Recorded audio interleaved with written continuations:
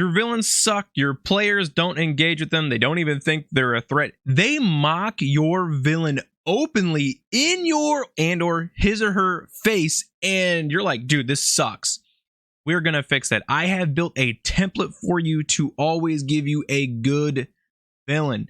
So let's go through the breakdown on what you need to do to always just deliver on the person who's supposed to be driving your story, whether it's the big bad or maybe like a mini boss. Be applied to everything. Let's get going. Motivation and goals have to be the first thing you work on for the villain. It's a must. The reason is everything revolves around it. Why the players are here, why everything is happening is all the villain. I think the villain is always the first thing you should do if you're even doing a homebrew campaign, because it's the crux. It's literally why everyone is here, is this thing.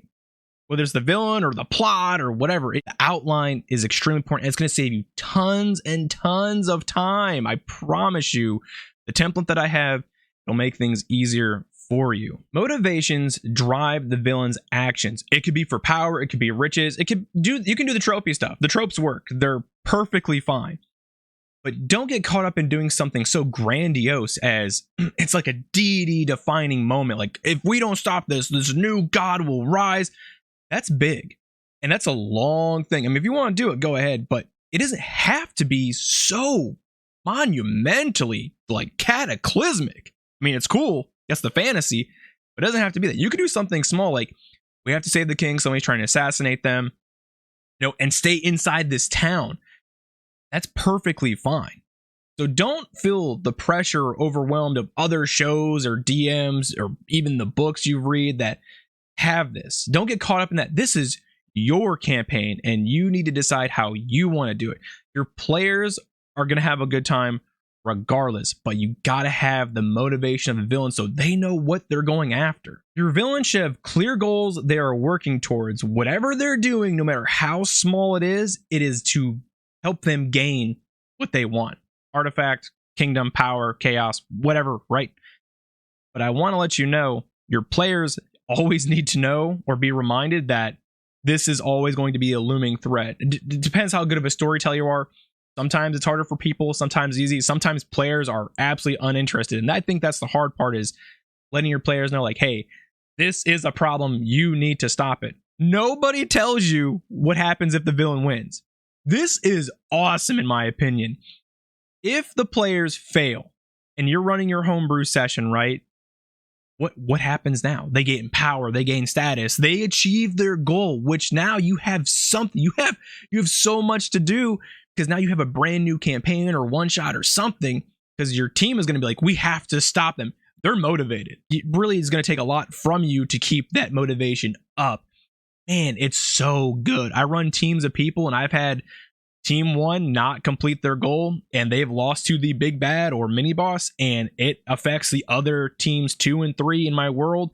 Cause and effect, baby. It's so good. So be prepared for that. And that's why I still say the outline of the goals and what happens if they reach their goal is extremely important for you to have done at the very beginning. The backstory of your villain should be simple and easy to understand.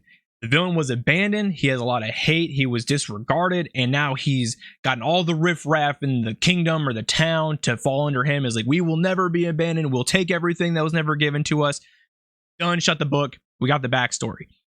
Keep it simple, because you running this guy, this girl, this monster, whatever it is, you need to remember the backstory. Try to keep it simple for yourself. The strength of your villain needs to be known throughout the realms, okay? They are not just a bruiser. They just don't have like raw physical strength or magical. They have resources. They have connections. They have allies. They have a whole network. They have a slew of people. Your villain's a threat because of how calculated they are. You have to make your villain intelligent. You're just like, I'm just a big dumb guy and I beat up stuff. That's not a villain. It's just not. It sucks. I've had villains like that and I'm like, that's very uninteresting. So take it upon yourself to really dive in of what the strengths are. If you really want to like push your player's limit, drop your villain in early, like way early, and give that whole team a thrashing, and they barely escape because teams never run, the players never run for whatever the reason, and now they're like, yo, what just happened to us? We almost died. they're going to know who your villain is real quick. No villain is perfect, and they have weaknesses, and your players should exploit those weaknesses.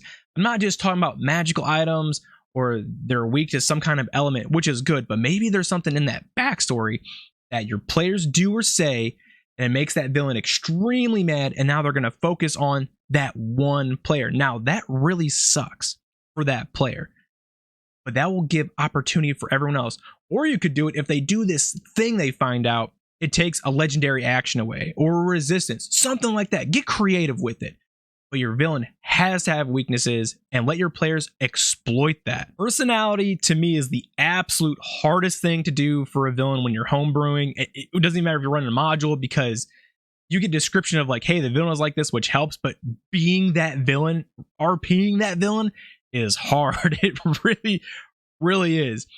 Your villain isn't just strengths and weaknesses. They have something that makes them unique. It makes them stand out. They have quirks, or they do certain things that no one else does. It makes them memorable. I'll give you an example. So I had a villain who they would smoke a cigarette, and if they were weak and pathetic, which everyone was, he would just flick that cigarette at them every time. Like, you're unworthy, you're not worth it, you're garbage. But finally, one time when the players finally like showed like, we're the shit, we're the big deal. They walked up, sat back, he smoked his cigarette, and he was like, all right, I recognize you, I see you. Threw the cigarette on the ground, stomped on it, drew his weapon, he had a gun and a short sword, and was ready to go. That made the players feel like, we're here, we did it, we're worthy. It's so small and simple, but it's so good.